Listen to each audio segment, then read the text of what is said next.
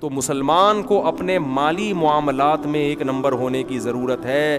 اس کے بغیر اللہ آپ کا اسلام قبول نہیں کرے گا. نفل عبادت کم ہو جائے لیکن آپ گناہوں سے بچ جائیں, یہ زیادہ اچھا ہے بنسبت اس کے کہ آپ اپنے اعمال میں عبادتوں کے پورے پوٹلے کے لے کے جا رہے ہوں, لیکن ادھر کسی کا پیسہ کھایا, ادھر کسی کے ساتھ ناانصافی کی, ادھر 2 نمبری کی. آپ نے اتنی 2 نمبری کہ آپ کی سوچ ہوگی.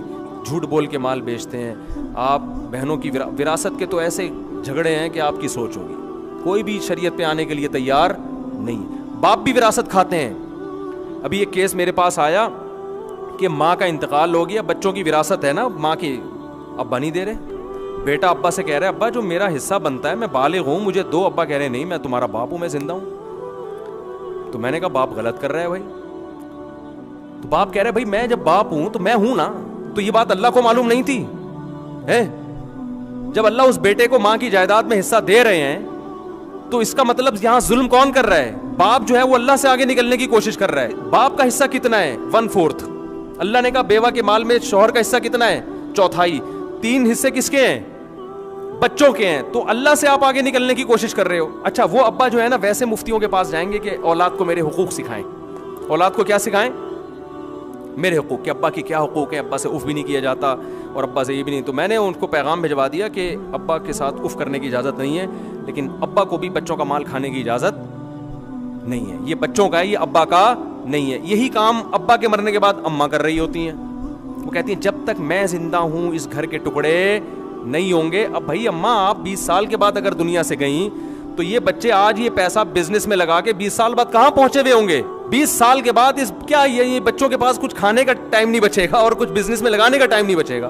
ایک کیس میرے پاس آیا کہ وہ اماں نے قبضہ کیا ہوا تھا ساری وراثت پہ, اور وہ کہنی تھی میں جب تک زندہ ہوں کچھ نہیں ہوگا, اور میں ماں ہوں, میں بددعائیں دوں گی, میں یوں کروں. میں نے اس سے کہا, میں نے اس خاتون سے کہا, میں نے کہا دیکھیں آپ کے بچوں کی 24-25 سال ابھی ایج ہے, ابھی ان کے ہاتھ میں پیسہ آئے گا, یہ انویسٹ کریں گے, 10-20 سال میں کیا سے کیا کر جائیں گے, اور آپ کے مرنے کا اگر انتظار کریں گے تو یہ تو خود بڑھاپے کے قریب کھڑے ہوئے ہوں گے. تو اس پیسے سے ان کو جوانی تو گزر گئی بغیر پیسے کے, اب بڑھاپے میں انویسٹمنٹ کر کے ملے گا بھی کیا ان کو؟ کھانے کا ٹائم تو جوانی ہوتی ہے نا, جب دانت ہیں تو بادام کھاؤ گے نا. بادام ایسے عمر میں مل رہے ہیں جب آپ کے منہ میں دانت ہے ہی نہیں چبانے کے لیے. لیکن اماں کو کون سمجھا سکتا ہے بھائی, وہ بددعائیں دینے پر آتی ہیں, لڑنے پر آ جاتی ہیں.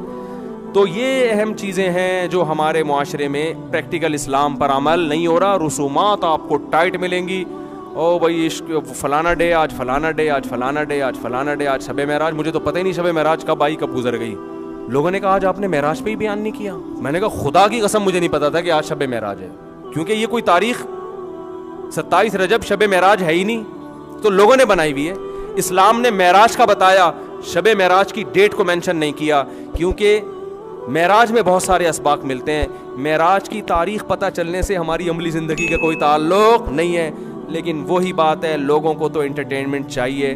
انہوں نے نبی کی پیدائش کا دن بھی نکال لیا, نبی کی وفات کا دن بھی متعین کر لیا, اور شب معراج بھی بتا دیا, اور فلانی تاریخ, اور پھر جو انہوں نے کرنا تھا وہ کر رہے ہیں.